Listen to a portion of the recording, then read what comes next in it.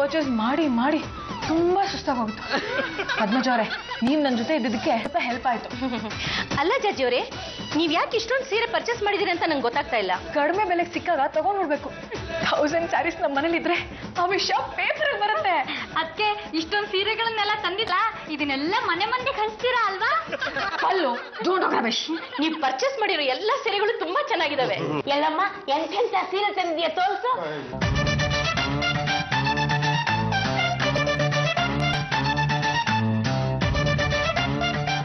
ಮಹಿಳೆಯರೇ ಮತ್ತು ಪುರುಷರೇ, ಈಗಿನ ಕಾಲದಲ್ಲಿ ನಾವು ತುಂಬಾ ಸರಳ ಬದುಕನ್ನ ನಡೆಸಬೇಕು. ಗಾಂಧೀಜಿಯವರು ಏನ್ ಹೇಳಿದ್ರು? ರಾಜಿ ಅವರೇ, ಯಾವ ಗಾಂಧಿ ಅಂತ ಸ್ವಲ್ಪ ಬಿಡಿಸೇಳಿ. ಈಗಿನ ಕಾಲದಲ್ಲಿ ತುಂಬಾ ಗಾಂಧಿಗಳಿದ್ದಾರೆ. ಉದಾಹರಣೆಗೆ ಪೂಜೆ. ನೋ ನೋ ನೋ, ನಾನ್ ಹೇಳ್ತಾ ಇರೋದು ಮಹಾತ್ಮ ಗಾಂಧಿ. ಇವತ್ತಿನ ದಿನ ನಾವ್ ಏನ್ ಮಾಡ್ತಾ ಇದೀವಿ?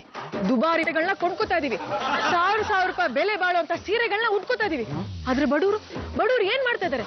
ಯಾರ ಉಟ್ಟು ಬಿಟ್ಟು ಸೀರೆಗಳನ್ನ ಉಟ್ಕೊಂಡು ತಮ್ಮ ಮಾನನ ಮುಚ್ಕೋತಾ ಇದ್ದಾರೆ. ಓ ಜಾರಿಯಮ್ಮ, ನಿನ್ ಬಗ್ಗೆ ನಾನು ಕೇಳಿವ್ನಿ. ಮೊನ್ನೆ ಅಂಗಡಿಯಾಗೆ 500 ಸೀರೆ 500 ಜೊತೆ ಚಪ್ಪಂಡಿ ಅಂತ. ಅಯ್ಯೋ ದೇವರೇ, ಇದೆಲ್ಲ ಸುಳ್ಳು. ನಾನು ಯಾವತ್ತೂ ಅಂತ ಸೀರೆಗಳನ್ನ ತಕ್ಕೊಂಡಿಲ್ಲ. ಅಯ್ಯೋ ಸೀರೆ, ನಾನೇನ ಸುಳ್ಳು ಹೇಳಿದ್ರೆ ನನ್ ಬಾನ ಗುಳ ಬೀಳ್ತಾರೆ. ಅವತ್ತು ಈ ಅಕ್ಕ ಬುಕ್ಕನೆಯ ಸೀರೆ ಮೂಟರೆಲ್ಲ ಹೆಗಲ್ ಮೇಲೆ ಹೊತ್ಕೊಂಡ್ ಬಂದಿದ್ದು. ನಾನ್ ಫೋಟೋ ತಕೊಂಡ್ ಮಾಡಿಕೊಂಡಿವ್ನಿ. ಏಯ್, ಮುಖ ಏನ್ ನೋಡ್ತೀರಾ? ಚಚ್ರ. ಈಕೆ ಸರಳತೆಯ ಪ್ರತೀಕ.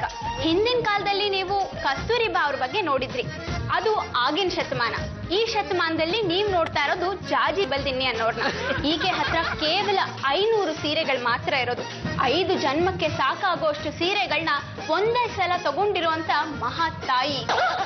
ಅಲ್ಲ, ಇವತ್ತು ಸ್ಲಮ್ನಲ್ಲಿರುವಂತ ಜನ ಉಟ್ಕೊಂಡಿರೋ ಸೀರೆನ ಒಗೆಯೋದಕ್ಕೆ ಕಷ್ಟ ಪಡ್ತಾರೆ. ಯಾಕಂದ್ರೆ ಅವ್ರ ಹತ್ರ ಬದಲಾಯಿಸೋದಕ್ಕೆ ಇನ್ನೊಂದು ಸೀರೆ ಇರಲ್ಲ. ನೀವು ಏಕಾಏಕಿ 500 ಸೀರೆಗಳನ್ನ ಕೊಂಡ್ಕೊಂಡಿದ್ದೀರಲ್ಲ, ಇದಕ್ಕೆ ಕಾರಣ ಏನು? ಇದಕ್ಕೆ ಸ್ಫೂರ್ತಿ ಯಾರು? ಅಂಥದ್ದೇನೂ ಇಲ್ಲ ನೋಡಿ, ನೀವು ಸಿಕ್ಕಾಪಟ್ಟೆ ಸೀರೆಗಳನ್ನ ಕೊಂಡ್ಕೊಂಡಿದ್ದೀರಾ ಅಂತ ನಮ್ಗೆ ಬಟ್ಟೆ ಅಂಗಡಿಯವರಿಂದಾನೇ ವಿಷಯ ಗೊತ್ತಾಯ್ತು. ಅದು ಅಲ್ಲದೆ ಸ್ಲಮ್ ಜನ ಎಲ್ಲ ನಮ್ಗೆ ದೂರ್ ಕೂಡ ಕೊಟ್ಟಿದ್ದಾರೆ. ನಿಮ್ ಸೀರೆಗಳ ರಾಶಿ ವೀಕ್ಷಕರಿಗೆ ತೋರಿಸ್ಬೇಕು. ದಯವಿಟ್ಟು ಅವು ಎಲ್ಲಿವೆ ಅಂತ ನಮ್ಗೆ ಹೇಳಿ. ಸರ್, ಬನ್ನಿ, ಇಲ್ಲಿ ಸೀರೆಗಳು ಗಂಟಿದೆ ನೋಡಿ.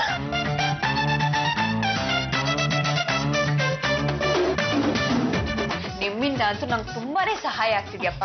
ಆ ಜಾಜಿ ಮನೇಲಿ ಆಗೋದನ್ನೆಲ್ಲ ಚಾಚು ತಪ್ಪದೆ ನೀವು ನನಗೆ ರಿಪೋರ್ಟ್ ಕೊಡ್ತಾ ಇದ್ದೀರಾ. ಈ ಸಲ ಮಹಿಳಾ ಸಂಘದ ಸಮಾರಂಭದಲ್ಲಿ ನಿಮ್ಗೆ ಒಂದು ಅವಾರ್ಡ್ ಕೊಡ್ಬೇಕು ಅಂತ ನಾನು ಡಿಸೈಡ್ ಮಾಡ್ಬಿಟ್ಟಿದ್ದೀನಪ್ಪ. ಈಗ ನೆಕ್ಸ್ಟ್ ಕೋರ್ಸ್ ಆಫ್ ಆಕ್ಷನ್ ಏನು? ಮನೇಲಿ ಸೀರೆಗಳಿದ್ರೆ ಇವತ್ತೆಲ್ಲ ನಾಳೆ ರೈಡ್ ಆಗುತ್ತೆ ಅಂತ ಅವ್ರಿಗೆ ಗೊತ್ತಾಗಿರ್ಬೇಕು ರೀ. ಈಗಲೇ ನಾನು ಸಂಬಂಧಪಟ್ಟವ್ರಿಗೆ, ಲೋಕಾಯುಕ್ತರಿಗೆ ಮೆಸೇಜ್ ಮಾಡಾಗಿದೆ. ಅವಳ ಮನೆ ಯಾವಾಗ ರೇಡ್ ಆಗುತ್ತೋ ಅಂತ ದೇವ್ರಿಗೆ ಗೊತ್ತು.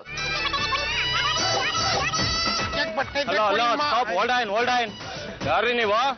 ನೋಡ್ದಾಗ ಗೊತ್ತಾಗಲ್ವಾ? ನಾವು ಅಗಸ್ರಿ ಬಟ್ಟೆಗಳನ್ನ ಒಗೆಕೆ ಅಂತ ತಗೊಂಡೋಗ್ತಿದ್ವಿ ಸಮಯ. ನೋಡಿದ್ರೆ ಇದು ಒಗೆ ಬಟ್ಟೆ ತರ ಕಾಣ್ತಾ ಇಲ್ಲ. ಗಂಟು ಬಿಚ್ಚ್ರಿ ನೋಡೋಣ.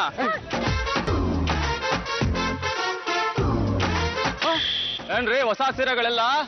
ಹೌದು ಸರ್. ನಾನು 500 ರೂಪಾಯಿ ಕೊಡ್ತೀನಿ, ಎಲ್ಲಾ ಸೀರೆಗಳು ನಂಗೆ ಕೊಟ್ಬಿಡಿ. ಸರ್, ಸೀರೆ ತಗೊಂಡ್ರೆ ಗಾಡಿ ಫ್ರೀ, ಕೊಡ್ಬಿಡಿ. ರಾಜಿ ಅವರೇ, ಬಿಸಾಕ್ಬೇಕಾಗಿದ್ದ ಸೀರೆಗಳಿಗೆ 500 ರೂಪಾಯಿ ಸಿಕ್ಕಿದೆ. ಬನ್ನಿ, 10ನೇ ಕ್ರಾಸ್ಗೆ ಹೋಗಿ ಮಸಾಲೆ ದೋಸೆ ತಿನ್ಕೊಂಡ್ ಹೋಗ್ಬಿಡೋಣ.